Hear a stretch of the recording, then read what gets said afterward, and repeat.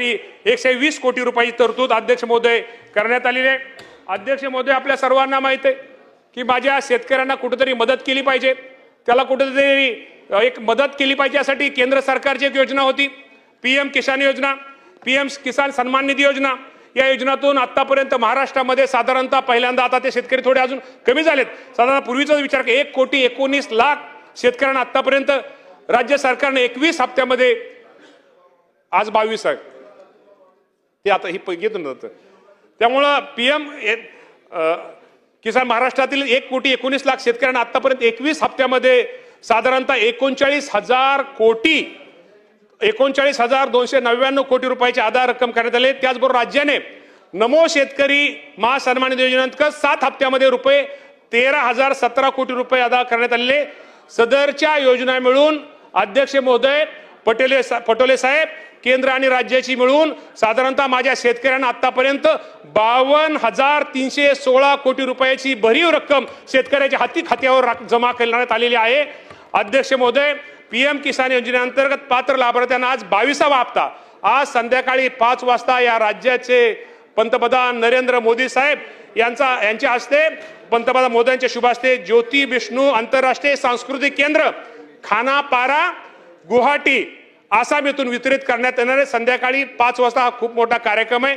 आता आपण पीएम किसानचं दिलं, नमोचा आपल्याला माहिती आहे की आपली राज्य सरकारची योजना आहे, त्याचंही आपण फायनान्सला ती फाईल पाठवलेली, त्याचाही एक येणाऱ्या दिवसामध्ये त्याचंही वाटप आपण निश्चित प्रकारे शेतकऱ्यांना करणार आहे। तर सरकारला एवढं सांगतो की केंद्र सरकारचा असू द्या किंवा राज्य सरकारचा असू द्या, निश्चित प्रकारे जास्तीत जास्त माझ्या शेतकऱ्याला भरीव अशी मदत केली आहे।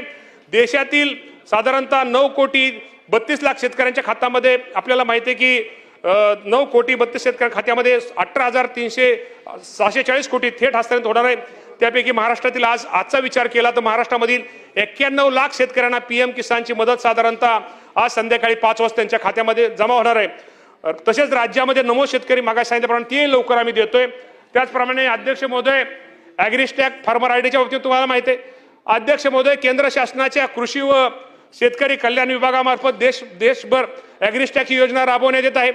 कृषी क्षेत्रासाठी सर्वसमावेशक डिजिटल पायाभूत सुविधा करणं हा ॲग्रिस्टॅक उपक्रमाचा उद्देश आहे।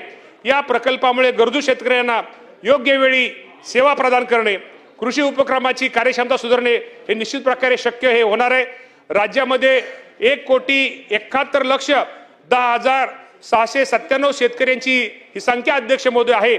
त्यापैकी 5 मार्च 2026 पर्यंत आतापर्यंत शेतकऱ्यांनी 1,81,81,975 शेतकऱ्यांनी त्यांना शेतकऱ्यांना फार्मर आयडी अध्यक्ष महोदय आपण देण्यात आलेले आहेत। फार्मर आयडी काढण्यामध्ये महाराष्ट्र राज्य हे देशामध्ये पहिलं राज्य आहे। या फार्मर आयडी काढण्यामध्ये महाराष्ट्राचा हा पहिला नंबर लागतो। फार्मर आयडीमुळे नैसर्गिक आपत्तीची मदत, महाडीबीटी अंतर्गत विविध योजनेचा लाभ सहजरित्या घेणं सुकर झालेलं आहे। त्यामुळे ई-केवायसी मध्ये शेतकऱ्याला जाणारा वेळ अध्यक्ष महोदय हा आपला वाचलेला आहे। ॲग्रिस्टॅकमुळे शेतकऱ्यांना वारंवार 7/8 ई-केवायसी सारखी कागदपत्र पुरवठा देण्याची अध्यक्ष महोदय ही गरज उरलेली नाही। तसेच अद्यापही ज्या शेतकऱ्यांना फार्मर आयडी काढलेला नाही किंवा त्यांना काही अडचणीत किंवा येणाऱ्या अडचणी सोडवण्यासाठी त्या विभाग सदस्यांचा हा प्रश्न, अनेक सदस्यांनी हा प्रश्न उपस्थित केला होता, त्या अडचणी सोडवण्यासाठी या राज्यामध्ये प्रत्येक विभागामार्फत मोहीम स्वरूपामध्ये शिबिरे हे घेण्यात येतील आणि सर्व शेतकऱ्यांचा फार्मर आयडी हा काढण्यात येईल।